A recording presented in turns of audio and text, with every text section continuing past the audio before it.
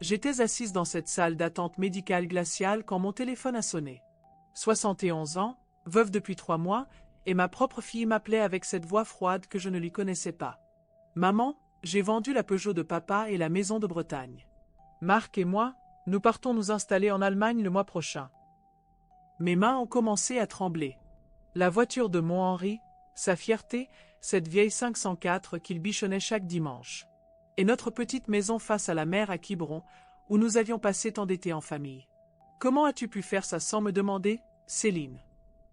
Écoute maman, tu n'en avais plus besoin de toute façon. L'argent nous servira mieux pour notre nouveau départ. Tu verras, l'Allemagne, c'est l'avenir. J'ai raccroché sans un mot. 43 ans que j'avais cette fille. 43 ans de sacrifices, de nuits blanches, d'économies mises de côté pour ses études de commerce, ses voyages, son mariage somptueux.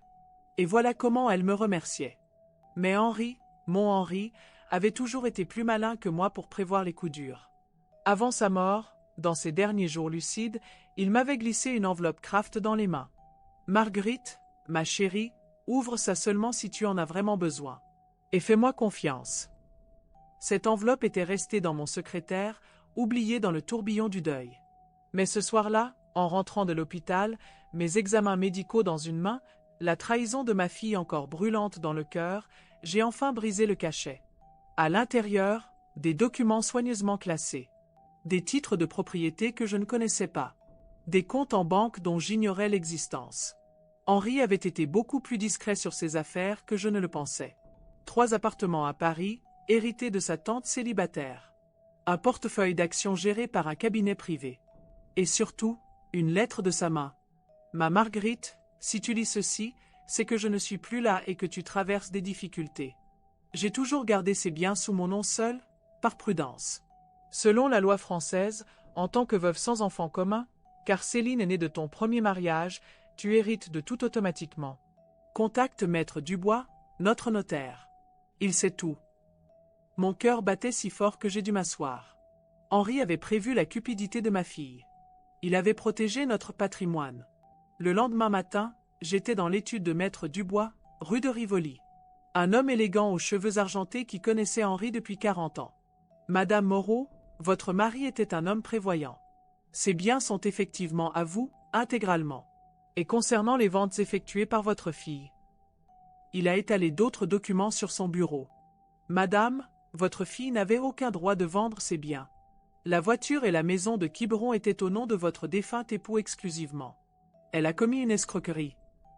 J'ai souri pour la première fois depuis des mois. Henri continuait de me protéger depuis l'au-delà. Maître Dubois a engagé les procédures.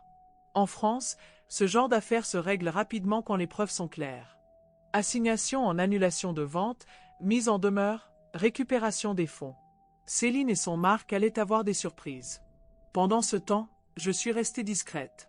J'ai vendu l'un des appartements parisiens, ma décision, cette fois, et j'ai investi dans une jolie maison avec jardin près de Fontainebleau. Fini le petit logement sombre de Boulogne. Les semaines ont passé. Puis un soir de novembre, mon téléphone a sonné. Maman. La voix de Céline était brisée. Maman, Marc m'a quitté. Il est parti avec une collègue, il a vidé nos comptes. Je n'ai plus rien. Les huissiers viennent demain. J'ai attendu. Laissez le silence s'installer. Maman, est-ce que je peux revenir? Juste le temps de me remettre sur pied. Tu peux venir, Céline. Mais dans ma nouvelle maison. L'ancienne, tu l'as vendue, tu te souviens? Le silence au bout du fil était éloquent. Quand elle est arrivée le lendemain, avec sa valise cabossée et ses yeux rougis, j'ai vu une autre femme. Plus de morgue, plus d'arrogance. Juste une fille de 43 ans qui venait de comprendre que l'herbe n'est pas toujours plus verte ailleurs. Je l'ai installée dans la chambre d'amis. Pas celle avec vue sur le jardin, celle-là, c'était pour les invités qui le méritaient. Céline, tu peux rester, mais il y a des règles.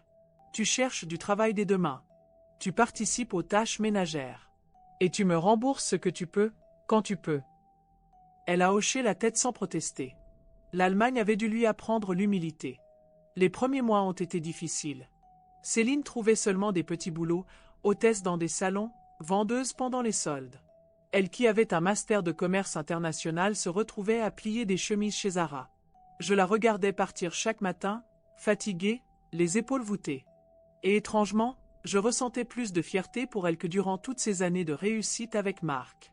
Un soir, elle m'a aidé à préparer le dîner sans que je lui demande. Une autre fois, elle a tondu la pelouse.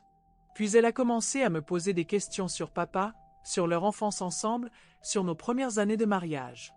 Maman, je regrette pour la voiture de papa. Et pour la maison. J'étais aveuglée par Marc et ses grands projets. Je sais, ma chérie. Mais je ne lui ai toujours rien dit de l'enveloppe d'Henri. Après 6 mois, Céline avait trouvé un poste d'assistante commerciale dans une PME de Melun. Pas extraordinaire, mais stable. Elle louait ses premières heures supplémentaires, mettait de l'argent de côté, me donnait 200 € par mois pour sa pension. Un samedi matin, elle était dans le jardin, en train de tailler les rosiers d'Henri, elle avait appris toute seule sur YouTube, quand j'ai décidé que le moment était venu. « Céline, viens t'asseoir. Il faut qu'on parle. » J'ai sorti le dossier complet. L'enveloppe d'Henri, les documents du notaire, les preuves de l'annulation des ventes illégales, les virements de récupération des fonds. Elle a lu en silence, page après page. Ses mains tremblaient de plus en plus. « Maman, tu veux dire que la voiture est revenue dans mon garage depuis 8 mois. Maître Dubois a tout récupéré. Et la maison de Quiberon m'appartient à nouveau. Les acheteurs ont été remboursés par l'étude notariale qui avait accepté la vente frauduleuse. » Elle s'est mise à pleurer. Pas des larmes de colère ou de frustration. Des larmes de honte pure. Et les appartements parisiens, et tout cet argent. Ton père avait tout prévu, Céline. Il savait que tu aurais peut-être besoin d'apprendre certaines leçons.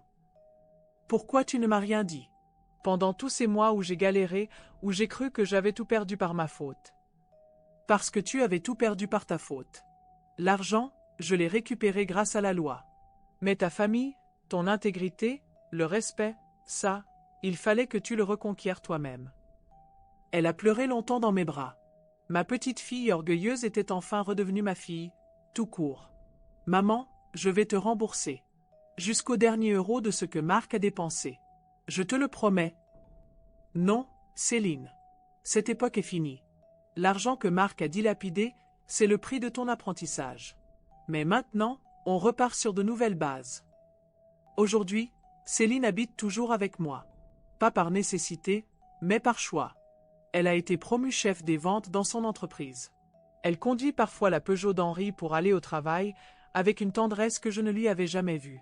L'été dernier, nous sommes retournés ensemble à Quiberon. Elle a repeint les volets, réparé la terrasse, redonné vie à cette maison qu'elle avait vendue si facilement. Maman, comment papa savait-il que j'allais faire ça? Il ne le savait pas, ma chérie. Mais il savait que si ça arrivait, tu aurais besoin d'apprendre qui tu es vraiment. Et il avait confiance en toi pour y arriver.